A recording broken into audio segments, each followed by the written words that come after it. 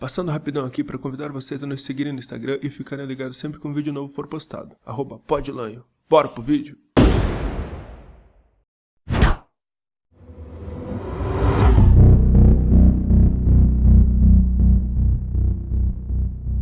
Entendi. Mudando um pouco de assunto, cara. Ó, Bom, por que você acha que existe na esquerda? Eu tô falando da minha experiência, que assim, eu já apresentei aqui nesse formato quase 1000 programas, tá? E eu percebo, cara, uma dificuldade em trazer uma galera que declaradamente de esquerda para conversar. Não sei se as pessoas se sentem desconfortáveis ou imaginam que eu sou o diabo ou um grande cientista político, qualquer coisa nesse sentido aí que eu não sou. Mas assim, a verdade é que eu sinto uma certa resistência, assim, majoritária, assim, quase que exclusivamente de esquerda. Eu consigo marcar uns caras assim, centro-direita com muita facilidade, mas de esquerda eu tenho mais dificuldade. Por que você acha que... Eu vou até apresentar uma relação de cara de esquerda. Tá, faça isso, porque...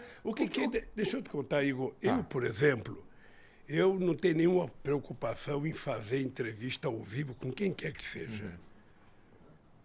Agora, o que eu tenho preocupação é dar uma entrevista por escrito para um cara que eu sei que me odeia, porque eu não sei o que ele vai escrever. Eu também tenho essa preocupação. Ou se você gravar num canal de televisão, você não sabe o que ele vai editar. Uhum. Mas ao vivo, eu não tenho nenhuma preocupação.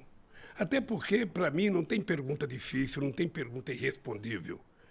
Sabe? Ou você sabe ou não sabe. E tem muita gente boa de esquerda. Gente muito boa. E não precisa ser de esquerda, não. Porque não é só a esquerda que tem a verdade dentro de si. É importante a gente saber que tem muita gente séria que não é de esquerda. Muita gente boa, muita gente comprometida, muita gente que pensa no Brasil. Sabe? Eu acho que é essa gente que precisa falar mais, que precisa discutir mais, que precisa se apresentar mais. Porque sabe o que acontece? Quando você fala, eu não sou político, você já falou isso? Eu já falei que eu não gosto de política. Então deixa eu te contar. Junho de 1978, eu não era nem nascido ainda. Não. Pô. E eu dizia, eu não gosto de política e nem gosto de quem gosta de política. De política eu gosto, eu achava o máximo. A imprensa me tratava como o rei, o jornal o Estado de São Paulo, o Jornal do Brasil, Lula, o puro. O sindicalista que não gosta de política, ele não quer o poder. 2 anos depois eu estava criando um partido político. Porque o problema é o seguinte, Igor, se você não faz política, alguém faz por você. Sim. É sempre importante você pensar nisso. Política. Por isso eu quero aproveitar essa chance que você está me dando, que é o seguinte, nós temos que convocar o povo que não votou a ir votar. Tá? Porque se você não vota, você não tem o direito de reclamar de nada. Você não tem o direito de xingar o deputado, de xingar o governador, de xingar o prefeito e o presidente da República. Então, se você votar confiando no programa que ele te apresentou e ele não cumpriu o programa, você pode passar na rua e xingar o presidente. Não xingar de palavrão, mas xingar, sabe, de traidor, de traíra, de qualquer coisa, sabe? Uhum.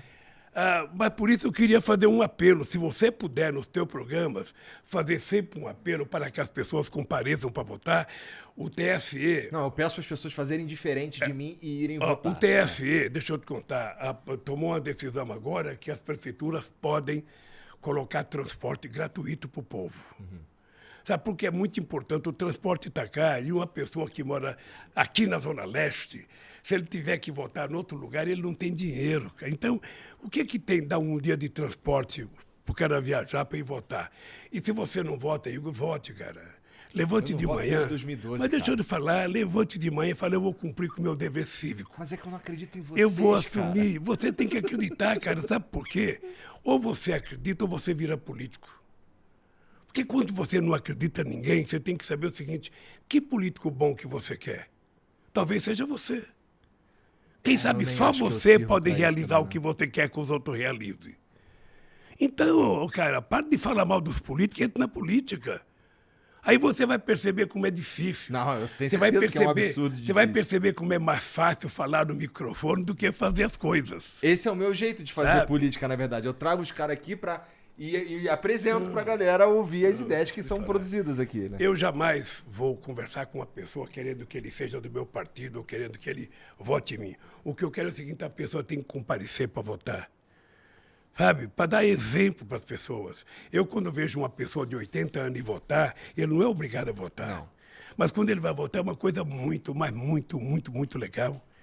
A mãe do Lewandowski, do ministro Lewandowski, ela tinha 90 anos. Ela levantava com o andador dela e ia votar.